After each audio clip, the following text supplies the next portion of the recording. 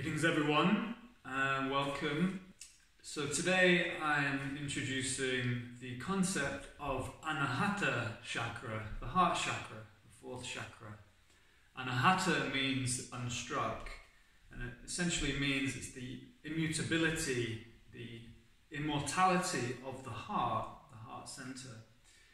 There are actually two heart chakras. You have the one that's a little bit higher, and this represents the heart chakra as we understand it.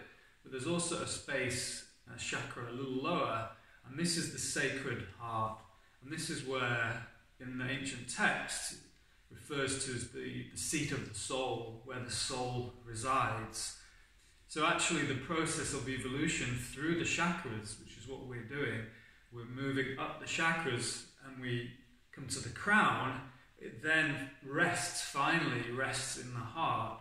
Now the symbol of the heart chakra is the six-pointed star, and this represents the perfect union of male and female, of spirit and matter. And that is again the symbol of the heart. The heart is the central chakra of the seven chakra system. So the upper chakras represent more conceptual thought, and the lower chakras represent more instinctual emotions, and the heart is the center of feeling.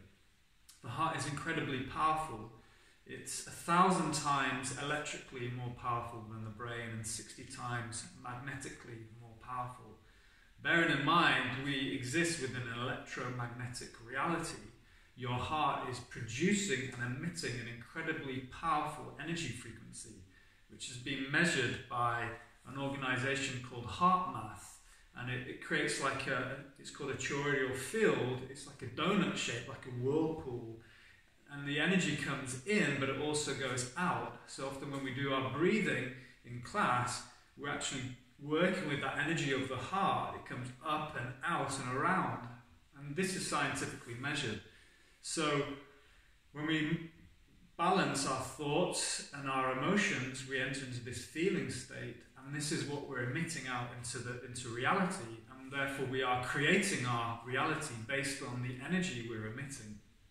And when we're in a state of balance of the masculine and the feminine, it's the two nervous systems. The sympathetic nervous system is your fight and flight, freeze, it's your get up and go, it's action.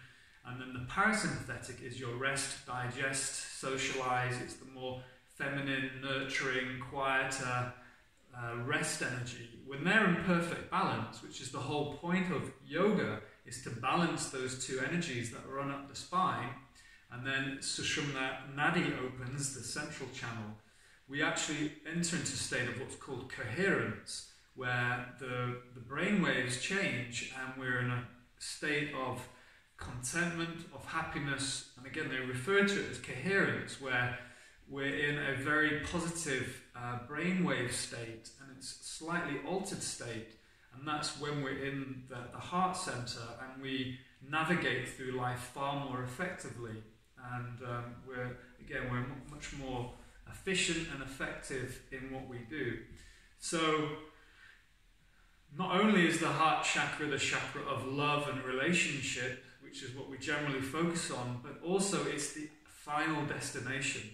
Okay, the ultimate goal of spirituality is to return to the heart center.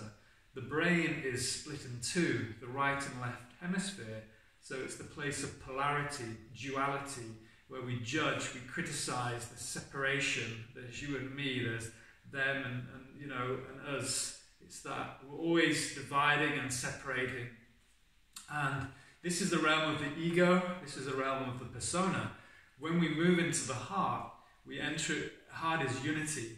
Okay, it's a unity consciousness, it's neutrality, and it's coherence, where everything is seen as one connected expression of energy.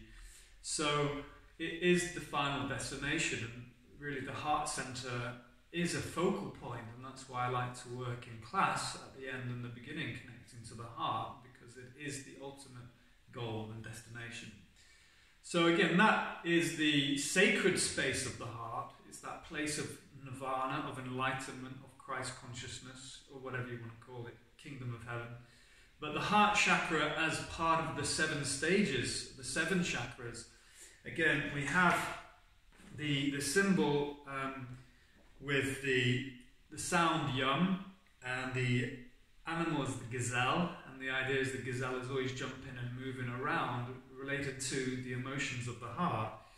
So the heart is 1, 2, 3, 4, 5, 6. So you have 12 petals. So you have the 12 major nerves that are coming from the thoracic junction. So it emanates from about here on the spine and feeds into the arms, the hands, the lungs, the chest, the heart, the back, the shoulders. So this whole area, this whole thoracic region is considered to be the heart chakra. And the colour is green and the element is air. So the elements are literally found in the body. So we move to air, obviously the lungs.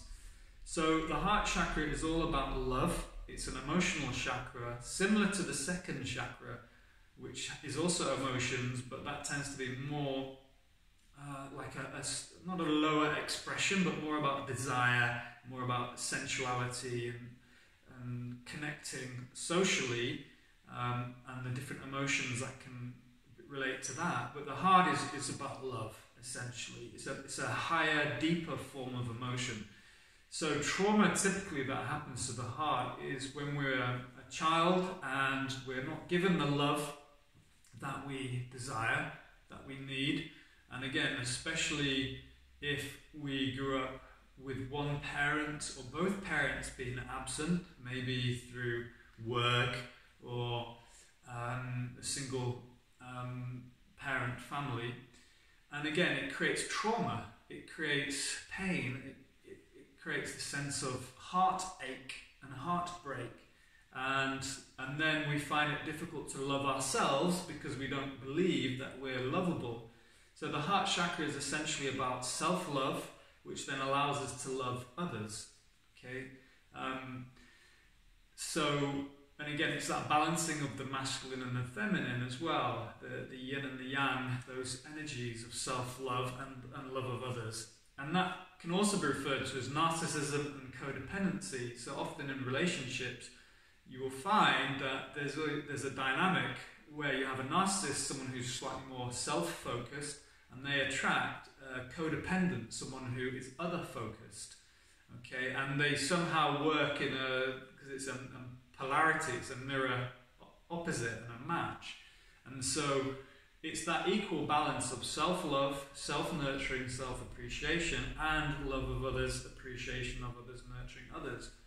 But we say, you have to be benevolently selfish, put yourself first to then be able to put others first. Because if we're pouring from an empty cup, if we're giving and we're depleting ourselves, then we're not actually really helping anyone. And the flip, one aspect of the codependent is martyrdom, wanting to save the world, wanting to help everyone. It's like, well, just help yourself first and then give from that full cup where you have the energy to give. And then the flip side of narcissism, when to its extreme, is someone who's very, very selfish and very self-orientated. So we're looking for the balance, as always. And again, it's that balance of the yin and the yang, the masculine and the feminine. So when we have trauma to do with love, again, tends to be from childhood trauma. Often you'll see people's shoulders are very rounded and they're protecting the heart, literally protecting the heart center. And this can lead to breathing issues, heart issues. Yeah, a lot of tension in the upper back, shoulders, shoulder blades. Also how we give and receive love. So you might have issues with the hands and the fingers. It's how we reach out and how we reach out to others. And hands are the way we express love. Each chakra has a subtle element. And the subtle element of the heart is touch. So, any issues with this kind of part of the body, if we get a lot of pain in the shoulders, upper back, around the shoulder blade, upper back area, again, it suggests a blockage in love, whether how we give or receive love. Do we hold back on giving love? Do we give too much love, at the cost of our own well-being? So it's getting that perfect balance. So also we can close ourselves off emotionally, so self-isolation, depressed, loneliness is one level, just being cold emotionally, and the flip side is that codependency, clingy, jealous, poor boundaries, hanging on, holding on excessively, overly sacrificing. So also it relates to the thymus gland, which is the gland of the heart, and that produces white blood cells. So we may find that if we've had a lot of heart trauma, we have issues with our immune system, we have a lot of chesty issues, a lot of kind of lung issues, things like that. So healing practices, working with breathing, pranayama is the breathing practices of yoga, very good to open up and to bring energy into the heart. So again, I see this a lot in Pilates and yoga, people's shoulders rolled in, we need to strengthen the back. So often the back is weak, we need to strengthen the back, shoulder blades together, open the heart, stretch the chest, and it literally allows more love and more energy into the heart to open. On a more of a psychological level, working with psychotherapy, so examining assumptions about relationships, emotional release of grief. Again, grief is the demon, it's that pain and the heartache. Forgiveness, again, forgiveness is a big part of this, healing the heart if we've been wronged. Instead of holding that resentment, forgiving the perpetrator, or the perceived perpetrator. Inner child work, codependency work, self-acceptance. So self-acceptance, self-love is arguably the most important aspect of the heart chakra. When we love and nurture ourselves, we will be able to attract someone who will love and nurture us. You know, everything is a reflection, and relationships there's no bigger reflection than a relationship. And typically, your relationship to yourself will be mirrored in your romantic relationship, in the way that they treat you. So affirmations: I am worthy of love, I am loving to myself and others, there is an infinite supply of love, I live in balance with others. So healing the heart, bringing the energy into the heart, you know, so important. And as I was saying, it is our final destination, the heart center, the sacred space of the heart. So I hope that you're feeling whole in your heart, and if there are any holes, any wounds, then doing the deep inner work of forgiving, accepting, loving the inner child, loving the child that's maybe is still crying in the subconscious, seeing that child in your mind's eye and giving them love. It's some of the most healing work that we can do, this kind of regression hypnotherapy, and so we can start to restore our hearts and then express our love outwards. So sending you love, and let's work on the heart chakra in our class. Thank you, everyone.